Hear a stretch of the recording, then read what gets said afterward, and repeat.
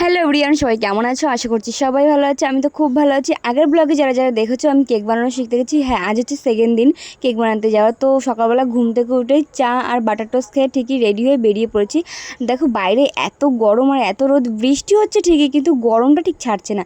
দেন স্টেশনে এসে একটু ওয়েট করার পর ট্রেনও ঢুকে গেছিলো। দেন আমরা টোটো করে চলে গেছি। আমি আগের দিন একটা বান্ধবী ছিল, বাট আজকে আর ছিল না। ও গেছিলো বাসে করে, আমি আজকে একা একাই গেছিলাম টোটো করে। দেন আমরা ম্যামের বাড়িতে পৌঁছে গেছি। আর এদিকে দেখো আমাদের খুব হাতে ধরে খুব সুন্দরভাবে কাজ শেখাচ্ছিল। আজকে ছিল আমাদের ডেকোরেশন, তারপরে ফ্লাওয়ার কীভাবে করতে হয় সব কিছু, কোনটার পর কোনটা করলে সব থেকে বেস্ট হবে সেটাই আমাদের স্যার আর ম্যাম দুজনে মিলে শেখাচ্ছিলো আমাদের। আগের ব্লগে তো বলেছি আমাদের 19 রকমের কেক শেখানো হয়েছে। এটা হচ্ছে রেইনবো কেক, দারুণ ছিল কিন্তু কেকগুলো ডেকোরেশন সবটা অনেক সুন্দর ছিল।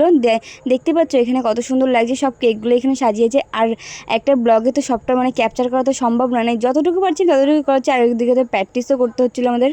আর ক্যামেরা অন করার পর দিদিটা পুরো লজ্জাই পাচ্ছে। আর এদিকে দেখো আমাদের সব কেকগুলো সাজিয়ে রেখেছে। এখানে এখন ফটো তোলা হবে আমাদের, সার্টিফিকেট দেওয়া হবে, ফটো তোলা হবে, সেজন্য সব কিছু সুন্দরভাবে সাজিয়ে রেখেছে। বেশ ভালো লাগছে না? আর কেকগুলো দেখো, এখানে 19 রকমের কেক আছে, বেশ ভালো লাগছে দেখতে। আমার তো বেশ ভীষণ ভালো লেগেছে। প্রথমেই ভেবেছিলাম দুদিনের ক্লাসে কী শিখবো, সত্যি কথা বলতে দুদিনের ক্লাসে অনেক কিছু শিখেছে। আমার মনে হয় একটা জিনিস শেখার পর ওটা প্র্যাকটিসের উপরে সব কিছু ডিপেন্ড করে। দেন এদিকে দেখো আমাদের সার্টিফিকেটও দিল। আর এটা হচ্ছে আমাদের গ্রুপ। তো ভিডিওটা কেমন লাগলো অবশ্যই জানিয়ে দেখাচ্ছি নেক্সট ব্লগে। টাটা।